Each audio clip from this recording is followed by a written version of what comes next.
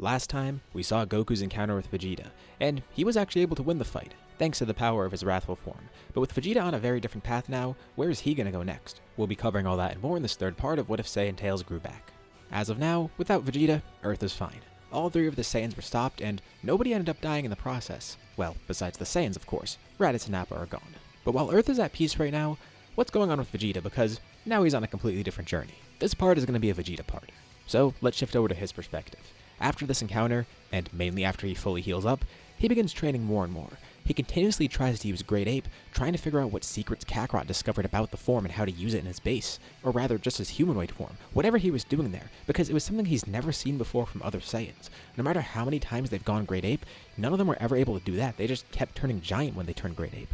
More importantly, Kakarot was able to use that form whenever he wanted. He didn't need an artificial moon, or a regular moon for that matter. Technically, Vegeta can use the power of a Great Ape whenever he wants, but it requires an artificial moon, and it requires him turning giant too. The former of which will actually lower his power a bit because he has to create the Power Ball. The form Kakarot was using wasn't stronger than Great Ape, it was a 10 times increase, but it's far more practical in a few ways. Plus, while Vegeta's tail did grow back, still in that brief period where he didn't have his tail, he was completely unable to transform. If someone cuts off his tail, that's it, he's not going to be able to use that power. But Kakarot seemed to not have that restriction. Not that Vegeta tested it out, but he wonders if that's also the case too. But even though that form has the same power as Great Ape, still, maybe Vegeta could use that and go even beyond it somehow. He's not really too sure where to even begin with it. But he's a prodigy, an elite warrior, the strongest Saiyan there is, and soon to be the strongest in the universe. No matter what, he's sure that he could find a way. He just needs to do the right training for it. Maybe Kakarot did have one good thing in mind: hard work. Vegeta was born elite. He was born with this great power. Kakarot, on the other hand, was a low-class warrior that worked for his. So imagine an elite warrior like Vegeta putting in that same hard work. If that low-class runt can do it and unlock the form, Vegeta definitely can too. So he really puts in the effort, training to his absolute limit, even going to harsh planets to train and planets with higher gravity, trying to see whatever he could do to actually unlock this. It takes a bit because he can't really figure out the secrets to it, but in the meantime, he at least grows stronger in his base, which is still good regardless. It's not really what he was aiming for, but hey, it's a nice side effect. He's definitely not going to be mad about that because that is partially what he wanted too. And maybe with this power that he's gaining, he could first of all go back and defeat Kakarot, but more importantly, he could take down Frieza with this, especially if he figures out how to use the Great Ape power like Kakarot did. He never even really thought of that. Frieza always seemed so far from him, but now that Vegeta's growing at this rapid pace, maybe there is some chance for that. It also makes Vegeta wonder about the legend of the Super Saiyan. Could that be related in any way? Probably not, but he's sure he'll find out eventually. After months of training, he finally gets what he wants. One day, after actually continuously cutting off his tail and trying this, he figures out how to manifest the Great Ape's power while not actually a Great Ape. Vegeta has unlocked the wrathful form. He could use this power without needing a moon, or even without a tail, and this is huge. Transforming to this willingly and being able to use that power willingly, that's amazing. Okay, so you might be wondering by this point, why have a scenario about Saiyan tails, but they get wrathful which can be used without tails? Like, the whole point of that form was that it could be used without the tails, so why here? Well, tails served as a way for them to still use the Great Ape power, and it caused Goku to accidentally discover this, so even though he still does have his tail, it gave him something better than Great Ape, willingly being able to transform into this. But the tails will still have more relevance later on as we go forward, it's just that now, their tails being there isn't really going to affect too much, especially with them having their wrathful forms. Trust me, I get the irony in this, like, including the tailless form in a scenario about tails, but trust me, it's going somewhere. Anyways, with his objective achieved, Vegeta then deserts the Frieza Force. He's kind of been doing his own thing recently, and he's just been training the whole time and not really following Frieza's orders, and now he's really sticking to that. For one, he likes doing his own thing. 2, he plans on rebelling against Frieza. 3, he has no reason to be under his thumb right now. And 4, this will give good fighting experience because Frieza will definitely send people after him to kill him, or at the very least, try and retrieve him with force. So he explores the galaxy, finding more planets to trade on and places to grow. He is keeping sort of a low profile, but he doesn't mind if he's spotted. Actually, he expects to get spotted anyways. Naturally, Frieza's had an eye on Vegeta for a while. First off, he's a Saiyan, and second of all, the other 2 Saiyans with him just died, and he was just on a random mission out on Earth. Something's definitely up with Vegeta, and Frieza got suspicious pretty early on. But why now? The desertion isn't really a surprise, but what's happening at the moment that caused him to do this? He's definitely planning something, so Frieza wants to stop this as quick as possible. He's not really too concerned about Vegeta. He'd rather just tie up the loose ends so he doesn't have to worry about it.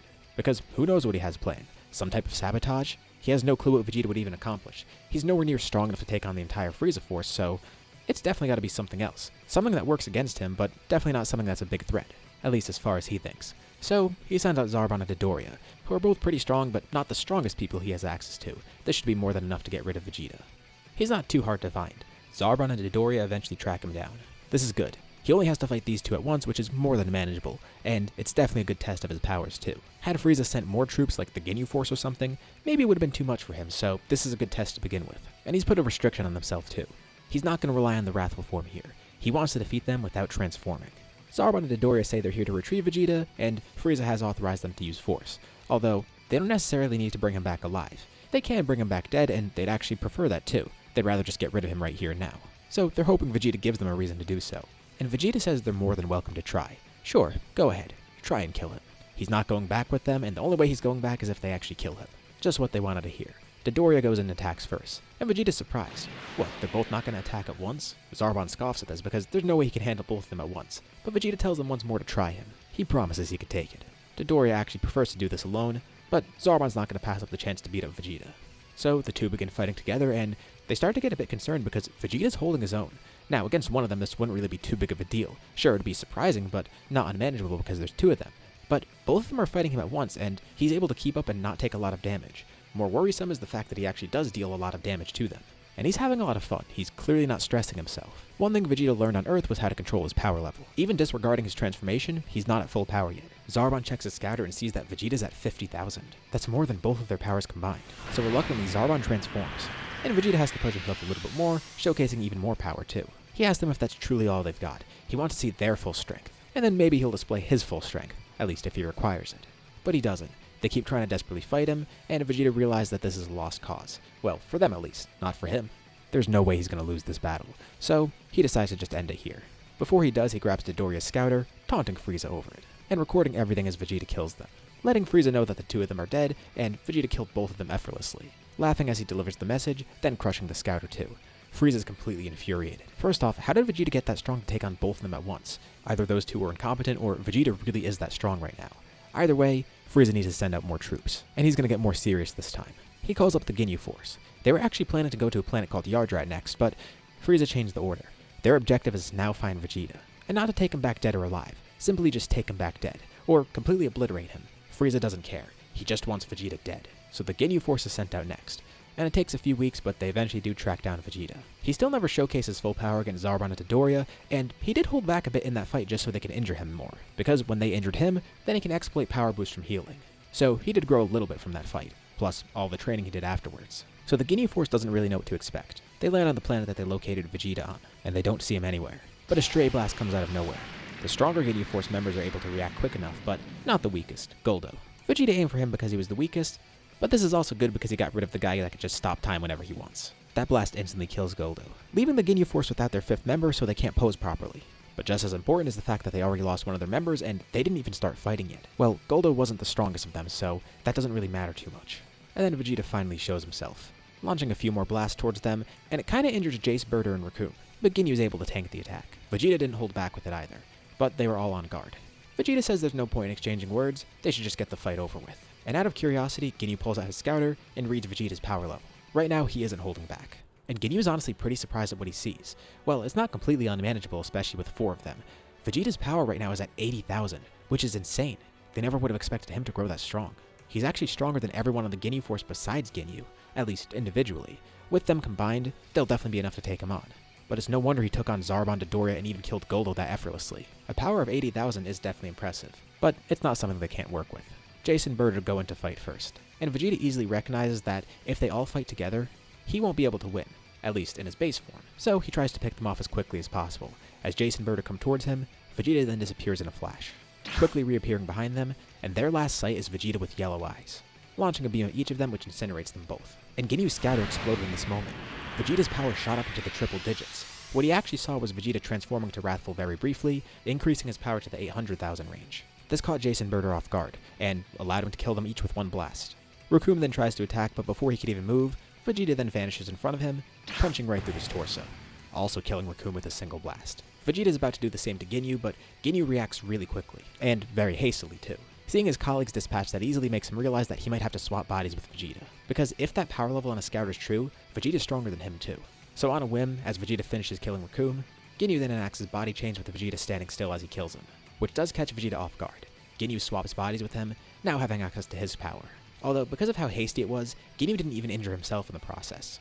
So now it's Ginyu versus Vegeta and swap bodies. But when Ginyu's in this body, well, first of all, he doesn't have Vegeta's full power and base. But more importantly, he's not going to be able to access Wrathful because he doesn't even know what Vegeta was using there. He thought that was Vegeta's full power. And technically it is, but it requires a transformation, something that Ginyu doesn't know about. Ginyu could also try and transform into a Grade 8, but he doesn't know how to create an artificial moon, and there's no moon in the sky right now.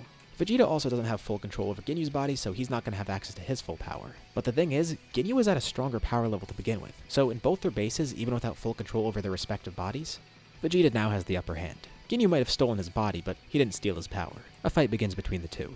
And it is tough for Vegeta because he has to get used to Ginyu's body, but at least he has the power advantage. And Ginyu realized that he made a pretty big mistake by swapping, but he could still reverse this. You know, he could just get his body back and injure Vegeta in the process. So, he does exactly that. Which is kind of what Vegeta was hoping for too. Ginyu then stabs himself, and then swaps his body again with Vegeta, now leaving Vegeta pretty badly injured with Ginyu back in his regular body, not really that injured, and Vegeta says that was a grave miscalculation, once more powering up into Wrathful, and with a single attack, wiping out Ginyu. Ginyu at least did get to injure him in the process by switching bodies. Vegeta channels Ki into the wound to cauterize it. He is in pretty bad shape right now, but he at least has a healing pod with him. That's how he's been recovering this entire time. So, this isn't the end for him, not by a long shot. Actually, this is great. Ginyu injuring him will just help him even further. And once more he finds a discarded scouter nearby, taunting Frieza once more. That was a close call, but definitely wasn't enough for him, leaving Frieza blinded with rage. Let's go back to Earth for a bit. Goku continues his training with Gohan after the Saiyan saga. And after seeing Gohan briefly use the power of the wrathful form, Gohan finally unlocks it for himself and is able to use it willingly. It only took a few months of training too. This is great, because not only does it mean Gohan now has control over the Grade 8 form and won't go berserk, but on top of that, he could utilize that power whenever he wants and transform into the wrathful form. He's growing at a pretty fast rate, and Goku's really glad to see this. You know, he remembers those Saiyans mentioning something before about Earth's gravity being weak, so after Vegeta's defeat, he did consult Bulma about this, and she made a new form of training for them, the gravity chamber. And he's been getting a lot of use out of this, as of his friends. So Goku definitely has been growing in the meantime, but Vegeta's journey has been very different. And Goku wonders what he's up to, and more importantly, if he'll ever see Vegeta again. He would really like to fight him once more. And with that, we'll leave off here for now. What'd you guys think about this part? What's going to happen next time? Leave your thoughts and ideas in the comments below. I'd love to see what you guys think. As usual, be sure to drop a like and subscribe if you haven't already. It really does help out the channel, and it shows me you want to see more videos like this. Anyways, thank you all for watching, and I'll see you all in my next video.